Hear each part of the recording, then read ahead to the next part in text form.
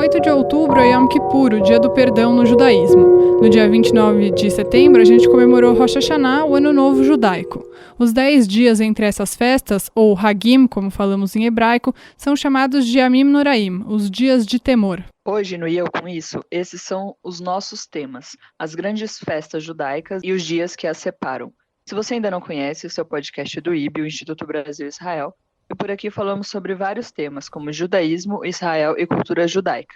Eu sou Amanda Hatzira, professora e pesquisadora de temas relacionados à cultura judaica e sociedade israelense. E eu sou a Anita Efraim, jornalista, judia e fanática por futebol. Nossa convidada hoje é uma pessoa que a gente já queria trazer aqui há muito tempo e felizmente pode estar com a gente, a rabina Fernanda Tomchinski. Fê, muito obrigada por estar aqui com a gente. Obrigada pelo convite. Sim, estou muito feliz, Fernanda, que você tenha topado. Finalmente. Que você possa falar com a gente hoje. Sim, estava demorando. Para quem ouviu nossa série sobre judaísmo e está se perguntando qual a linha da Fernanda, ela é rabina do movimento Massorti, ou seja, do movimento conservador. Quem ainda não sabe, está meio perdido ainda nesse assunto, volte a algumas casas aí, alguns episódios e escute esse episódio que ficou muito bacana. E a gente gravou com o Rabino Michel. Mas então, né, muita gente deve se perguntar isso. Então vamos abrir pela questão por que o calendário judaico é diferente do que a gente usa aqui no Brasil e vários outros lugares do mundo, Fernanda.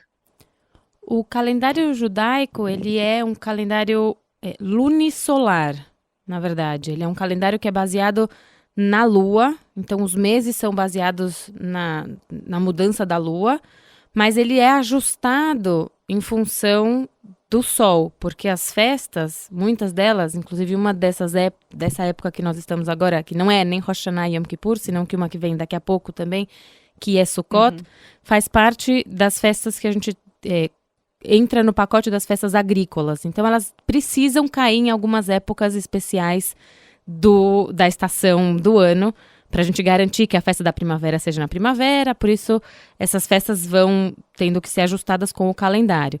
E o calendário ele está ditado já desde a Torá, já desde da Bíblia. Na verdade, a gente estaria, segundo o calendário da Bíblia, na verdade, no 7º mês. Rosh Hashanah, que hoje em dia é o primeiro dia do ano, segundo a Torá, é o primeiro dia do 7º mês, que é um pouco diferente ainda mais do que a gente está fazendo hoje, o que era antes e do calendário em geral. É complexo mesmo, né? E, bom, falando sobre Rosh Hashanah, como você acabou de falar sobre isso, o que simboliza Rosh Hashanah e quais são as principais tradições do Ano Novo Judaico? Rosh Hashanah é o primeiro dia do ano que simboliza a criação do ser humano. Na teoria, quando Deus cria o mundo, tem essa ideia de que foi criado em 6 dias. Hoje, na verdade, no dia de Rosh Hashanah, seria o dia da criação do ser humano, que é o último dia dessa criação. Então, por um lado, tem esse lado bastante universal, de imaginar que Rosh Hashanah é esse dia da criação do primeiro ser humano que vai dar origem a toda a humanidade. E, então, tem essa ideia de início, né, de começo de ciclos. Então, Rosh Hashanah ele vai ser marcado por esse momento de começo de vários ciclos. Então, a gente tem vários símbolos aí que marcam isso. Então, a gente tem a halá, que é o pão tradicional das festividades, que em geral ele é trançado, em Rosh Hashanah ele vai ser redondo, porque tem essa ideia do ciclo, né? Essa trança que não tem fim, esse caminho que não tem fim. E outros símbolos que marcam essa ideia de recomeço, de reinício. Então, Rosh Hashanah, por um lado, é esse universal da criação da humanidade, e por outro lado, ele também é bastante pessoal e individual, por conta da questão dos ciclos. É o momento de marcar, o 7º mês, que virou o primeiro mês, porque é esse momento do ser humano se encontrar com ele próprio e recomeçar e rever os seus passos. E Rosh Hashanah, só para situar aqui no hebraico, é cabeça do ano, né? Rosh é cabeça, Hashanah do ano, é isso, né? Então, isso, literalmente é a cabeça do ano. A gente tem essa expressão de Rosh para dizer o início também de Rosh Chodesh, é o começo do mês, então é a cabeça do mês, né? Chodesh é mês, então tem uma expressão, acabou se transformando no início e não literalmente, a gente não usa literalmente claro. A cabeça do ano, mas sim. Mas um dos símbolos, só por conta também de cabeça, a gente também coloca na mesa de Rosh Hashanah, muitas famílias colocam uma cabeça de peixe, porque o peixe anda sempre para frente, então a ideia de que a gente olhando para esse peixe, a gente também possa ir para frente, então tem as cabeças aí. Eu tinha falado com um amigo que eu trabalho em escola, né? Eu acho ótima a decoração de Rosh Hashanah nessa época, que a gente passa ali no segmento infantil, e tem um monte de carcaça de peixe pendurada, Que taça e lindo. garrafa de vinho, é uma maravilha. E, Fernanda, por curiosidade, né, já que a gente está falando de Ano Novo, o que acontece no nosso Ano Novo em Israel? Então, lá tem essa grande mobilização, é feriado, é dia normal, a galera vai pular onda, No como 31 que de dezembro. funciona? O que é esse dia lá? Então é bem diferente, né, do que a gente tem no nosso 31 de dezembro. Ninguém tá vestido de branco? Não é hoje que não é em Rosh Hashanah que as pessoas estão vestidas de branco, é em Yom Kippur que as pessoas se vestem Yom de Kippur. branco.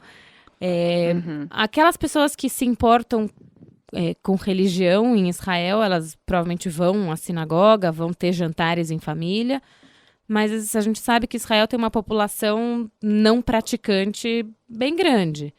Então, existe pessoas que vão fazer outras coisas, né? A gente está falando, enfim, pergunta de Rosh Hashanah, mas Yom Kippur, eu não sei hoje em dia, porque eu acho que hoje em dia já é irrelevante essa informação, mas teve uma época em que era o momento, existia uns totens nas ruas que você podia alugar DVD. Você colocava o cartão, você tirava um DVD, e era o momento que tinha maior número de aluguéis de DVD, era na véspera de Yom Kippur. Que ia tá tudo fechado, né? Ia tá tudo fechado, em Yom Kippur tá tudo fechado em Israel, faz parte da lei. Então ia estar tudo fechado, não ia ter restaurante nenhum. Então eles alugavam DVDs. Hoje em dia essa informação já é menos relevante, né? Mas... Cada um com a sua Netflix, né? Exato, Netflix deve ter um alto número de visualização. Mas Rosh Hashanah, ele é um feriado religioso.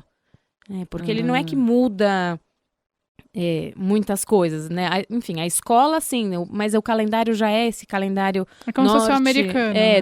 do hemisfério norte, que o ano vai começar logo depois das festas de qualquer jeito. Começa um pouquinho depois por conta das festas, em vez de começar em setembro, como talvez comece nos Estados Unidos. Mas ele é um feriado essencialmente religioso. Então, aquelas pessoas que não estão vinculadas com religião, é simplesmente mais um feriado. E quando é efetivamente 31 de dezembro, lá também não é a mesma coisa que aqui. Não, absolutamente nada. Não acontece nada, tá frio, inclusive, muito frio. Tá frio. Nada. É inverno. Na verdade, nada não, porque hoje em dia tem muitas festas que acontecem por conta dos estrangeiros. Mas dia 1º de janeiro é dia útil. Não tem Não é feriado nem feriado. nada. Não. É como se todo mundo fosse jornalista em Israel. Brincadeira, gente. Foi só um desabafo mesmo. Bom, e falando um pouquinho sobre Yom Kippur, por que se jejua 25 horas? Por que são 25, não 24? E qual que é a simbologia do jejum? Tá, vamos começar pelo jejum. A simbologia do jejum é a gente poder tirar da gente tudo que não faz parte de nós, por um lado. Então, a questão do alimento, porque o jejum ele não é só comida e bebida, senão que também tem uma questão de não tomar banho, de não usar roupas de couro, que tem a ver com luxo. Então a gente não passa perfume não passar também, né? perfume, apesar de que quem for na sinagoga em Yom Kippur provavelmente vai ser o momento mais perfumado. Não, aparece uma galera super glamourosa. Pois é, em Yom Kippur, pois é. Porque às vezes, acho que é o único dia, às vezes, que a pessoa vai na sinagoga. Então ela tem Vou me que- arrumar, né? Exato. Mas na teoria tem a ver com uma coisa da gente se desprender de tudo aquilo que não faz parte da gente. E da gente poder entrar em contato, de fato, com a nossa alma. Com nossa essência. Sem esses desejos, sem essas nossas vontades, sem essas coisas que são externas. Né? Então, entrar de verdade no profundo da nossa alma, olhar para dentro, refletir e pensar e trazer à tona essa alma, que às vezes fica submersa por conta desses desejos que a gente fica tentando atender o tempo todo. E as 25 horas, ela tem a ver com o calendário. Como eu falei, o calendário ele é lunisolar, então ele é baseado na lua. O dia começa com o pôr do sol. Nesses dias de festa, em que existem proibições que começam a acontecer quando começa a festa, então isso não é só para Yom Kippur. Shabat também tem 25 horas, todas as festas, elas têm essa hora a mais do que os 24 de um dia normal. Que, na verdade, não é que o dia tem mais uma hora. Senão que a gente começa a contar um pouco antes. Porque tem aquele momento do dia que o sol tá se pondo. Mas o sol talvez já se pôs, mas ainda tem luz. Isso faz parte de que dia? Do dia que já foi, porque o sol já se pôs. Então já começou outro dia, ou ainda é o dia que tá terminando porque tem luz? Então, como você tem essa dúvida, você acaba jogando essa 1 hora para trás, um pouquinho antes, para garantir que quando comece de verdade, que a gente não tem exatamente quando que comece, se começa quando ficou escuro, se começa quando o sol se pôs, a gente já esteja no clima, já esteja preparada, já tenha começado. Por isso que todas essas festas têm esse extra, esse plus. E aí termina quando tá escuro, totalmente escuro, que é quando saem as estrelas, porque aí a gente já garantiu também que não tá mais nessa dúvida se o sol já se pôs, se ainda tá mais ou menos. Quando tá escuro, não tem sol, você já garantiu que é o outro dia. Aí você tem esse total de 25 horas. E vale dizer também, para quem não tá tão familiarizado, né, com a data, que em todos os Hagim, dá para dizer assim, né, todos os feriados judaicos têm essa mesma coisa do Shabat, de você não trabalhar, não usar o celular, não assistir televisão. A mesma coisa em Yom Kippur. Então, para quem cumpre isso à risca, realmente as horas devem demorar para passar na sinagoga, né, no caso. Porque fazer jejum, na minha opinião, é muito difícil. Ainda mais sem você fazer nada, assim, ficar focado em rezar, eu acho muito difícil. Prestar atenção hoje em dia é algo muito difícil, né? Mas fazer jejum sem nada disso em casa é mais difícil ainda. Ah, com certeza. Então, melhor ir pra sinagoga. Melhor estar junto com outras pessoas que estão fazendo a mesma coisa que você do que tirando ficar que em ninguém casa. tomou banho, né? Brincadeira, isso é uma piada. Pode ser Mas é impressionante quando você vai na sinagoga em Yom Kippur e vê a resistência da galera, porque reza o dia todo, em jejum, é incrível. Mas eu acho que tem a ver isso com o que você estava falando, Amanda, antes de que é o único dia que as pessoas vão na sinagoga. As pessoas que não têm o hábito de rezar, não conhecem a liturgia em geral, né, de qualquer outro dia, chega no dia que a liturgia é a mais extensa e a que tem a música mais, talvez, não sei qual é a palavra que eu quero usar, mas a melodia da música de Rosh Hashanah e de Yom Kippur, ela é uma melodia solene, digamos assim. É entediante mesmo, para quem não está acostumado, para quem não tem esse costume. Então as pessoas escolhem mal. O único dia para ir na sinagoga tinha que ir em outro dia que seja mais feliz, e não em Rosh Hashanah e Yom Kippur. Simchat Torah vai muito menos pessoas e é tão divertido às vezes. Pois tem outros dias que Não, são mais alegres. mesmo. Shabat normalmente é super alegre, super legal de você ouvir os cânticos na sinagoga, e é isso, a maioria das pessoas vai em Yom Kippur, vai lhe dizer que o censo judaico, assim, a contagem de quantos judeus tem em cada lugar, é feita nesse dia de Yom Kippur, que é basicamente o dia que as pessoas mais vão à sinagoga, né? Então é quando todas as sinagogas estão lotadas, tem um monte de sinagoga que você não consegue nem entrar, super concorrido, inclusive para você comprar uma cadeira para sentar, gente, não é caro não, é uma fortuna, viu? Vale essa curiosidade. Mas você sabe por que ela é uma fortuna? Não sei, mas sei que é caro. Então, ela é uma fortuna porque a comunidade, as instituições, elas não são instituições com fins lucrativos.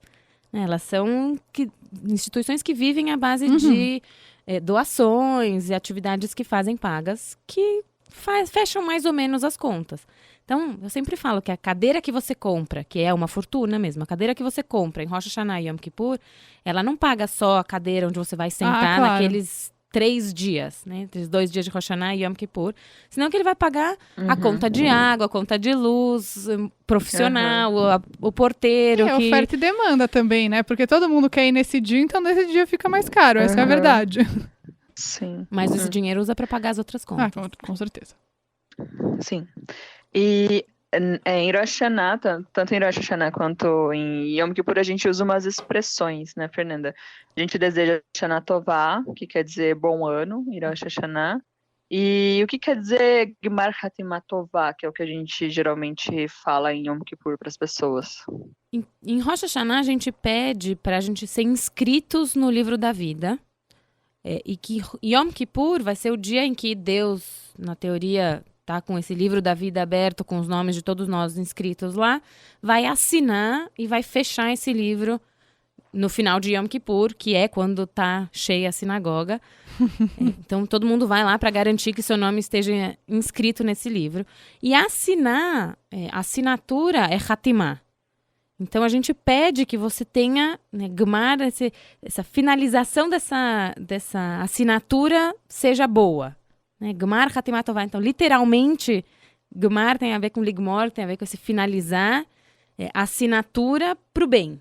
Então, a gente quer que as pessoas sejam bem inscritas, sabe? Interessante. E a gente falou lá no começo sobre esses dias entre um Hag e outro, que são os Yamim Noraim. O que eles são exatamente? Por que eles são esses dias tão temidos? Yamim Noraim, ele tem esse temido, a gente não tem essa palavra exatamente em português, mas esse é aquele temor reverencial, né? A ideia dessa palavra de Norá em hebraico tem a ver com isso. Ele é aquele temor por conta justamente dessa inscrição, se a gente for pensar nesses termos. A gente vai ser inscrito no livro da vida ou não.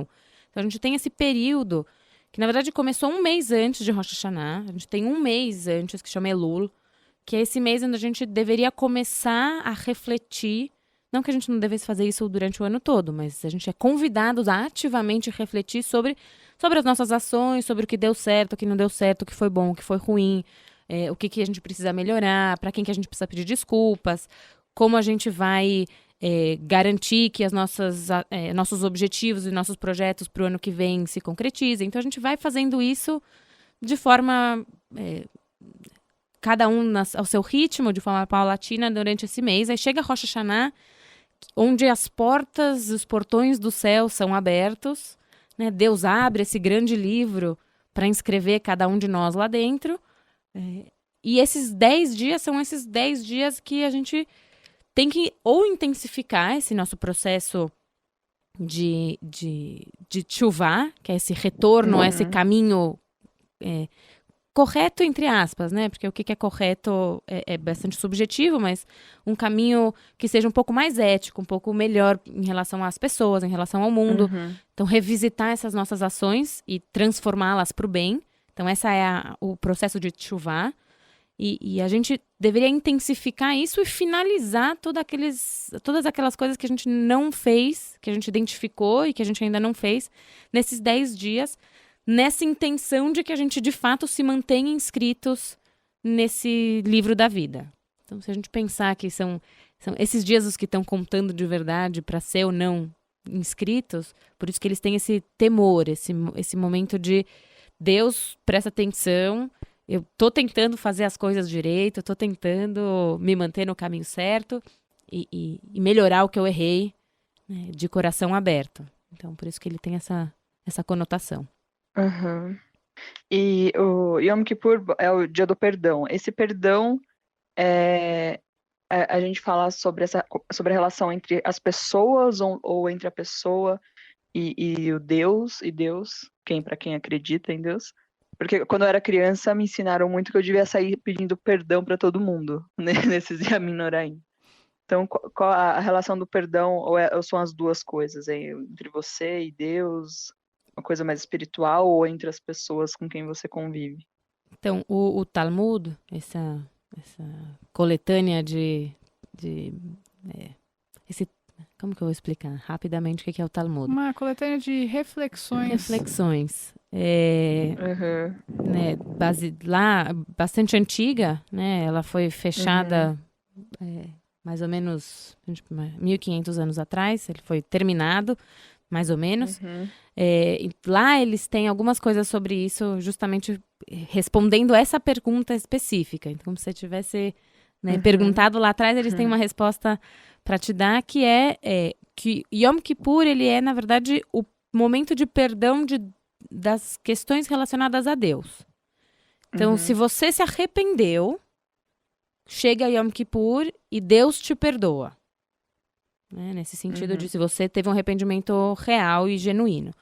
Mas, se o seu problema foi com outra pessoa, não é só virar a folhinha do calendário que resolveu o problema, nem se você, de fato, se arrependeu. Então, se você se arrependeu de fato e não fez absolutamente nada a respeito disso, não é só virar a folhinha, passou Yom Kippur, acabou o problema, já tá tudo bem. Senão que você tem que ir atrás dessa pessoa e pedir desculpas. Então, esse processo de pedir desculpas, ele é um processo que deveria acontecer, não só agora nesses Yamim Noraim, mas ele é esse momento que a tradição convida a gente a fazer isso. Né? O pedido de desculpas a gente deveria fazer sempre que a gente identifica que fez alguma coisa errada e não esperar chegar em Yom Kippur. Sim. Mas é uma oportunidade também, né? As pessoas talvez fiquem mais dispostas a perdoar ou a pedir perdão nessa época, entender esse processo de perdão. Uhum.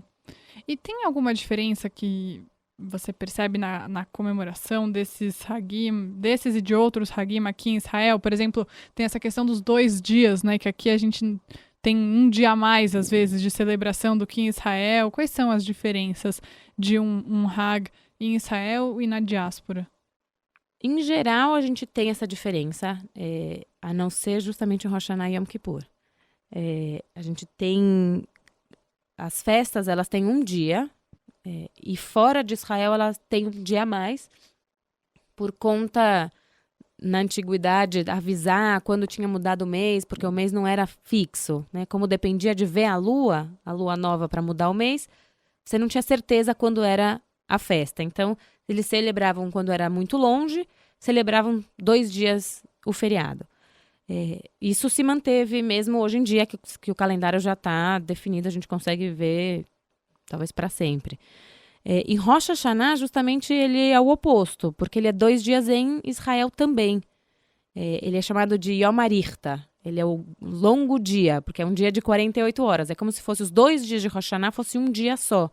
Inclusive, até existem questões de que a gente não deveria dormir à tarde, tirar aquele não dormir à noite sim, mas não dormir à tarde, tirar aquela sonequinha após almoço do primeiro dia, porque seria dormir num horário completamente fora. Se a gente pensar que o dia tem 48 horas e não 24, então a gente estaria fazendo com que Deus não prestasse muita atenção na gente. Existem essas místicas, né? Não sei se mística é a melhor palavra, mas essas teorias. E Yom Kippur, também por ser um jejum, ele é um dia só fora de Israel. Assim como os outros jejuns que tem na tradição, ele é um dia só, porque afinal de contas ninguém merece. Se a gente tivesse que jejuar 2 dias. Mas existe uma coisa, por exemplo, especialmente em Yom Kippur, de diferença, né, entre aqui em Israel, essa coisa de que como está tudo fechado e é proibido sair de carro, então as ruas estão completamente desertas. Então é uma imagem bonita, as crianças todas saem de bicicleta, patinete, patins, porque as ruas estão desertas, não tem carro nenhum na rua. Então é uma coisa, é bonito de ver, de andar pelas ruas. Isso eu posso dizer que eu morei em Jerusalém, quando eu estive lá em Rosh Hashanah e Yom Kippur, essa minha experiência de Jerusalém, que talvez seja um pouco diferente de outras cidades, mas eu conheço também uma pessoa que, justamente em Yom Kippur, uma pessoa completamente Hiloni, né, que não segue nenhuma tradição, que ela foi para Jerusalém e ela gosta de andar de patins, então ela desceu para Tel Aviv em Yom Kippur, porque as estradas estão vazias. Então, assim, é esse dia que tá todo mundo na rua, andando para lá e para cá, passeando, né? Inclusive aquelas pessoas que não estão vinculadas e conectadas com tradição religiosa de nenhuma maneira. Elas não têm nem muito o que fazer, né? Um dos poucos lugares que fica aberto, inclusive em Jerusalém, eu também estive lá, acho que foi em Yom Kippur, se eu não me engano, eu estava em Jerusalém há alguns anos, e a única coisa que fica aberta é o shuk árabe, né? O mercado árabe. De resto, não tem nada na cidade que fique aberto, porque isso é tudo feito por judeus, as pessoas estão... É um feriado, né? E acho que essa é uma coisa que aqui é algo que a gente... Quando a gente vira adulto e tem que trabalhar e tudo mais, é uma coisa que a Amanda, isso não afeta muito, porque trabalha numa escola que tem o feriado. Você, Rabina Fernanda, trabalha numa sinagoga, mas eu, esse ano, e em alguns outros anos, eu tive que pedir no trabalho, né? Falei assim, então, Eu sei que aqui só tem feriados católicos, mas sabe como é, né? Tem um dia 25 horas de jejum, meio que vai ficar ruim de trabalhar se eu vier pra cá sem comer e beber água. Aí fica aquela coisa Aí de, é tá, complicado. vou falar no RH. Como assim você vai falar no RH? Você quer o quê? Que eu venha trabalhar, sabe? Não, mas justo Rosh Hashanah e Yom Kippur é feriado justificável. Não sei se é essa palavra que se usa, mas tem uma lei, em São Paulo, pelo menos, com certeza, que você pode faltar no seu trabalho e não acarreta. Vivendo e aprendendo. Você vê que eu não precisava nem que o RH me autorizasse. Eu Mas podia escrever uma cartinha pra você. é verdade, se eu precisava, eu pedir. Mas acho que é realmente essa coisa de você sentir, né? O feriado é uma coisa muito significativa que na diáspora você não sente nada, porque para as pessoas é só um dia normal. Isso em qualquer feriado, né? Uhum. Eu sempre acho engraçado de sair na rua com essa cabeça, com essa mentalidade do feriado, de Rosh Hashanah talvez mais ainda, porque esse momento de muita reflexão, de muito pensamento, você sai na rua e o comércio está funcionando normalmente, os carros estão indo para lá e para cá, as crianças vão passando com mochila da escola.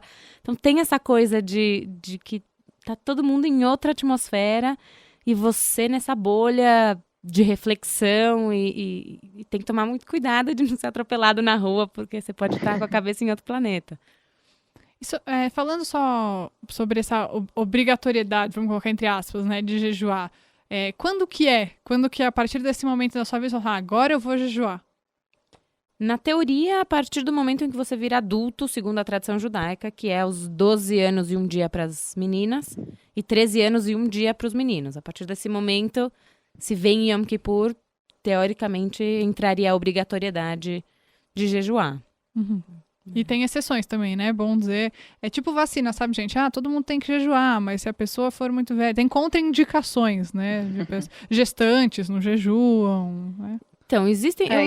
Eu conheço gestantes que sim jejuam, infelizmente não escutam necessariamente opinião médica, mas existe a questão que se você tem uma questão médica, por exemplo, você não pode jejuar, não só gestante. Com Deus, né? Diabético que não pode ficar tanto tempo sem comer. Tem várias questões aí. Se você toma um remédio XY, você não pode não tomar porque... não posso tomar água. Então, você tem que tomar o remédio. Não posso tomar de estômago vazio, então não vou tomar. Então, assim, acho que vale também não só o bom senso, né, mas também uma questão médica de você saber... Né, uma gestante jejuando sabe que não é só ela não está prejudicando ela mesma, porque a gente adulto ficar um dia sem comer, na verdade que não acontece nada. Mas se tem aí um serzinho em desenvolvimento, não vale a pena. E algumas pessoas deixam de jejuar porque às vezes o jejum mesmo não faz sentido, né? E outras jejuam a partir de um ressignificado desse jejum. Por exemplo, o jejum de Gedalia, né, que é logo depois de Rosh Hashanah, que é um jejum menor, mas muita gente associa ao assassinato do Yitzhak Rabin, e a partir disso passa a fazer o jejum em lembrança também desse... A gente falou, né, no programa sobre os acordos de Oslo, quem foi Yitzhak Rabin, mas também tem pessoas que fazem esse ressignificado, ou fazem outros tipos de jejum, né, também. Sim, existem... Acho que a tradição judaica, ela é repleta de ressignificação. Né? Então, eu tenho na minha cabeça, talvez esse ano seja mais significativo, eu tenho uma filha de 4 anos e meio, e eu tenho uma amiga que sempre me falava que quando ela era pequena, a mãe dela falava, não, você não pode jejuar, mas hoje é um dia que você não vai comer doce. Hoje é um dia de comer comida, né, arroz e feijão, só, assim, uma comida mais sem graça. Porque não é que você não pode... Obviamente que uma criança de 4 anos não pode jejuar de jeito nenhum. Claro. Mas talvez não seja o dia de tomar sorvete, comer chocolate. É um dia diferente. Um dia diferente. São essas diferentes maneiras de jejuar. Então, a pessoa que não pode jejuar, que não pode comer, que não pode deixar de comer, talvez vai falar, não, eu vou comer só algumas coisas, outras não vou comer. Eu, quando eu tava grávida, também falei, não posso jejuar, mas também não vou ficar comendo sem parar. Não vai no rodízio de japonês, né? Enquanto tá todo mundo jejuando. Então, assim, eu comi algumas coisas, eu escolhi algumas coisas que não eram as coisas mais delícia, né? Enfim, eu tava justo fazendo serviço no ano passado, bem grávida.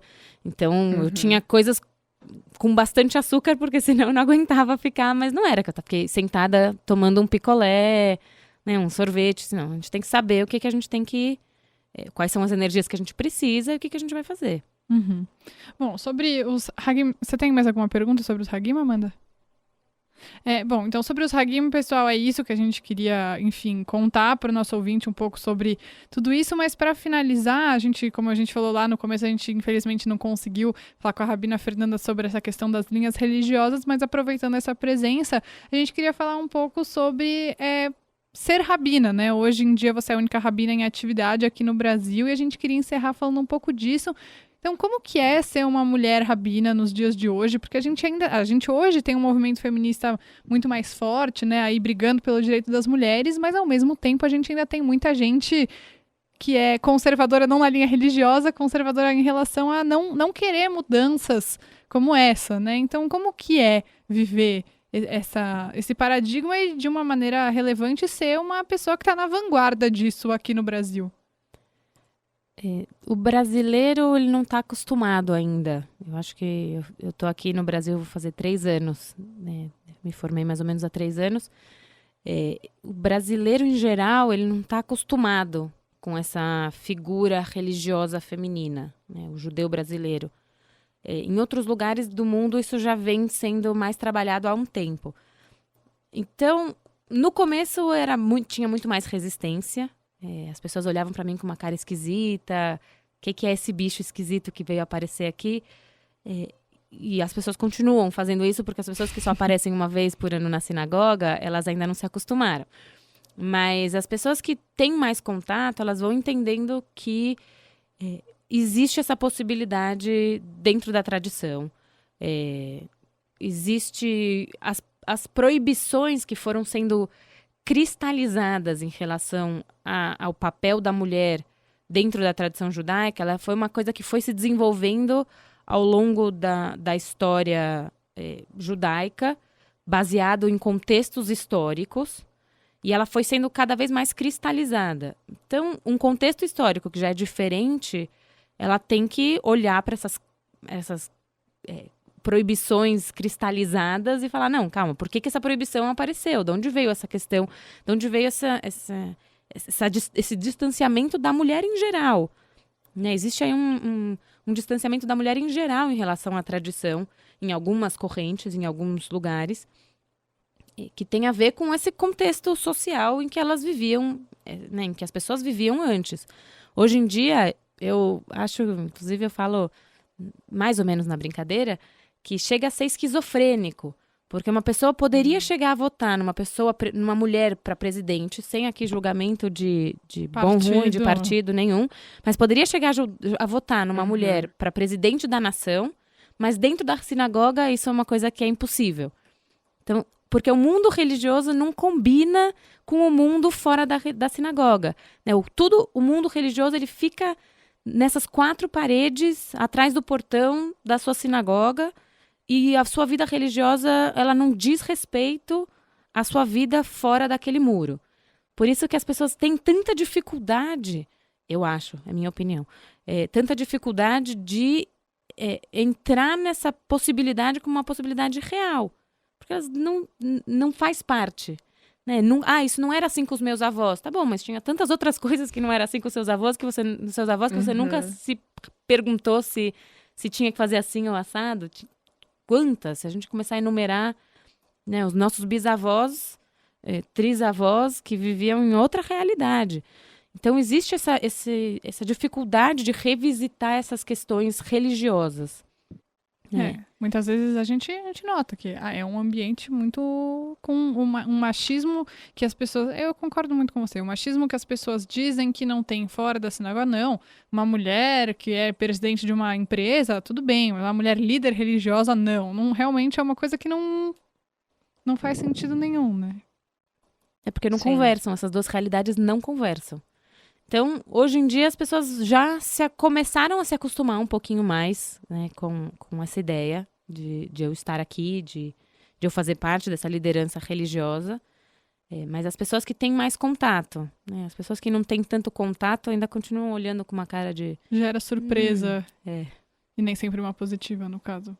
Pelo Olha, preconceito às que as vezes pessoas sim, têm. às vezes sim, porque as pessoas às vezes falam, muitas senhorinhas, às vezes olham pra mim e falam, parabéns, você conseguiu fazer coisas, porque são pessoas que se sentaram no fundo, muitas vezes em outras sinagogas, ou sentaram separadas, ficaram lá esperando e com vontade de participar, e finalmente vem alguém que dá voz a muitas dessas vontades de poder um dia ter participado. Representatividade é importante, é muito importante. E acho que, né, tem um valor, hoje em dia, acho que qualquer pesquisa de liderança, sabe que grupos em que tem uma pluralidade de idades, de gêneros, de tudo, você tem uma melhor possibilidade de liderança, porque você entende melhor as populações, você consegue trazer diferentes ideias. Eu acho que o papel da mulher dentro de um corpo rabínico, né, dessa liderança rabínica, ou liderança religiosa em geral, ela tem também essa questão justamente de trazer essa voz para dar essa representatividade dessa população, em vez de falarem sobre as mulheres, ter alguém que possa falar sobre ela mesma. A tradição tem Sim, é muito muito isso. importante, assim. Te ver você ali como uma liderança religiosa, eu fico imaginando o quão bom é para as meninas que estão crescendo agora, e isso já vai ser uma realidade. Como essas meninas já vão crescer diferente, com um olhar diferente, até para a sinagoga. Uma coisa muito louca, eu tive aula de Bat Mitzvah, claro, quando tinha dos 10 aos 12 anos, e a minha professora de Bat Mitzvah não tinha feito Bat Mitzvah. Porque na época dela nem se fazia. E eu tô falando que sou muito nova, entendeu? Então, assim, essa mulher que, enfim, deve ter 60 anos, há 50 anos as mulheres nem faziam esse rito religioso, entendeu? Então você tem uma aula sobre isso, sobre estar descobrindo a sua religiosidade com uma pessoa que nem teve esse direito. Por isso que as gerações, elas vão conquistando, né? Elas vão conquistando esse lugar e esse papel. E justamente essa questão de ser exemplo, das meninas de hoje em dia poderem ver, eu acho que a gente tem poucas rabinas no Brasil, porque também tem pouca exposição a rabinas. Eu tenho clareza de que eu só, de fato, assumi que eu queria esse caminho e queria seguir esse caminho de ser rabina, porque eu tive uma rabina que teve uma influência importante na minha vida. Né? Se eu talvez nunca tivesse conhecido uma mulher rabina, dada a situação judaica no Brasil, eu talvez nunca tivesse passado pela minha cabeça que isso era uma possibilidade. Que você podia fazer isso. Que eu podia fazer. Então, eu espero estar contribuindo para que mulheres possam, mulheres adultas também, encontrar essa carreira, se a gente pode colocar assim, como uma possibilidade. Rabina Fernanda, que para mim é muito estranho chamar assim, porque a gente é amiga de... até fora desse contexto todo, Fê, para mim, né? Muito obrigada por estar aqui. Tenho certeza que, para quem está ouvindo a gente e nunca tinha tido esse contato, realmente abre um novo mundo. Falar sobre os Hagim é importante, mas é tão importante quanto falar sobre a figura que você... tudo que você representa enquanto uma rabina aqui, que é uma coisa que eu e a Amanda a gente já queria falar há muito tempo. Sim. Muito obrigada, Fernanda. E já que a gente está no período, Shana Tová, Vegmar Hatima Tová. Obrigada de novo pelo convite. Fiquei feliz que finalmente a gente ia conseguir marcar para vir aqui falar com vocês. Então, obrigada muito pelo convite. Shana Tová, Hatima Tová. E sejamos todos inscritos nesse livro da vida para uma vida de significado. Né? Porque a vida não é só o coração batendo e respirar, senão que a gente fazer com que essa vida tenha significado. Muito obrigada. Shana Tová e Gmar Hatima Tová para todo mundo.